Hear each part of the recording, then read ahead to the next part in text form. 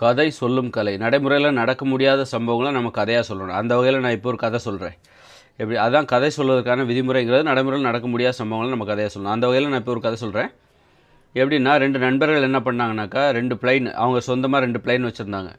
அதை எடுத்துகிட்டு நம்ம என்ன பண்ணலாம் இந்த பக்கமாக ஒரு நாட்டுக்கு போகலாம், எங்கேயாவது கடல் பரப்பில் நம்ம பறந்து போகலாம். அப்போ அப்படின்னு சொல்லிட்டு 2 பேர் போனாங்க. போகும்போது யாருக்குமே நம்ம கண்டுபிடிக்கக்கூடாது, மற்ற நாட்டுக்காரங்க கண்டுபிடிக்கக்கூடாதுன்னு சொல்லிட்டு ரொம்ப உயரமாக போயிட்டாங்க. கிட்டத்தட்ட அந்த வான் பரப்பு எல்லையும் தாண்டி போயிட்டாங்க. அதுக்கு தகுந்த மாதிரி இந்த பிளைன் ஒன்றும் ஆகாது. இவங்க 2 பேர் ஓட்டுற பிளைன் இருக்குல்ல, வான் பரப்பு எல்லையும் தாண்டி இவங்களால் பறக்க முடியும். அந்த ரேடார்லலாம் இவங்க சிக்க மாட்டாங்க. அதனால் அங்கே போயிட்டே இருந்தாங்க. கிட்டத்தட்ட பூமியவே 10 வாட்டி வந்துட்டாங்க. அதுக்குள்ளே போயிட்டு பூமியை 10 வாட்டி வந்துட்டாங்க. பெட்ரோல் அவங்களுக்கு தீராது. அவங்க ஒரு டெக்னாலஜி கண்டுபிடிச்சி வச்சுருக்காங்க. ஒரு சொட்டு பெட்ரோலில் கிட்டத்தட்ட ஒரு பூமியை ஒரு வாட்டி சுற்றி வந்துடலாம். அந்த மாதிரி ஒரு பெட்ரோல் வச்சுருக்காங்க. அப்புறம் எமர்ஜென்சிக்கு ஒரு பேட்ரி வச்சுருக்காங்க. ஒரு பேட்ரி பார்த்திங்கன்னா 1,00,000 வருஷத்துக்கு வரும். அந்த மாதிரி ஒரு பேட்ரி வச்சுருக்காங்க ரெண்டு ஃப்ளைட்லேயும். ஒருவேளை பெட்ரோல் இன்ஜின் செயல்படலைன்னா என்ன பண்ணுறது? அதனால் 1,00,000 வருஷத்துக்கு வரா மாதிரியான ஒரு பேட்ரி ஒன்று வச்சுருக்காங்க. வச்சுட்டு இந்த இந்த எல்லையில் சிக்காத அளவுக்கு மேலே போயிட்டு கிட்டத்தட்ட 10 வாட்டி சுற்றி வந்துட்டாங்க. ரொம்ப ஸ்பீடு. அவங்க ஸ்பீடை கண்டே பிடிக்க முடியாது. எந்த நாட்டுக்காரங்களாலும் கண்டுபிடிக்க முடியாது. அவ்வளோ ஸ்பீடு.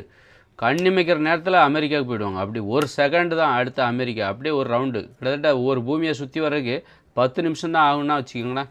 10 நிமிஷத்தில் ஒரு பூமியை சுற்றி வந்துடலாம். அவ்வளோ ஸ்பீடு அவங்களுக்கு. அந்த மாதிரி கிட்டத்தட்ட 10 வாட்டி சுற்றி வந்துட்டாங்க.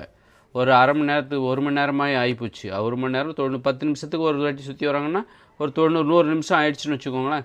100 நிமிஷம் ஆயிடுச்சு. அதனால் ரொம்ப டயர்டாக இருக்குது, ஏதாவது டீ குடிச்சிட்டு போகலாம் அப்படின்னு சொல்லிட்டு டீ போடுற எல்லாமே வச்சுருந்தாங்க. ஒரு மேகத்தில் வண்டியை நிப்பாட்டி நல்லா டீ எல்லாம் போட்டு குடிச்சிட்டு நல்லா சில்லுன்னு ஒரு மேகம் ஒரே குளிர்ச்சியாக இருந்தது.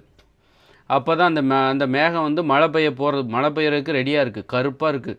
இவங்க மேகத்துக்கு மேலே வண்டியை நிப்பாட்டியிருந்தாங்களா, திடீர்னால மழை பெய்ய ஆரம்பிச்சிருச்சு. அந்த மேகம் கரைய ஆரம்பிச்சிருச்சு. ஆஹா, அந்த மேகம் கரைய போகுது, அதுக்குள்ளே நம்ம வண்டியை எடுத்துகிட்டு டீயை குடிச்சிட்டு சீக்கிரம் வண்டி எடுத்துகிட்டு கிளம்பிடுவோம் அப்படின்னோடனே டக்குன்னு வண்டியில் ஏறினாங்க. டீயை குடிச்சு முடித்தோடனே வண்டியில் ஏறி டக்குன்னு கிளம்பி போயிட்டாங்க. அதுக்குள்ளே அந்த மேகம் வேறு கரைஞ்சி மழையாக பொழிய ஆரம்பிச்சிருச்சு. திரும்பி பார்த்தாங்க, அந்த மேகம் இருக்கிற இடம் கூட தெரில. இவங்க அதுக்குள்ளே அமெரிக்கா தாண்டி போயிட்டாங்க. ஆப்பிரிக்காவுக்கு மேலே பறந்துட்டுருக்காங்க. திரும்ப இப்போ இந்தியாவுக்கு வரப்போகிறாங்க. இவ்வளோ தான் கதை. இந்த மாதிரி தான் நடக்க முடியாத சம்பவங்களை அடித்து விட வேண்டியது தான் கதை. கதைன்னா கதை சொல்லும் கலை.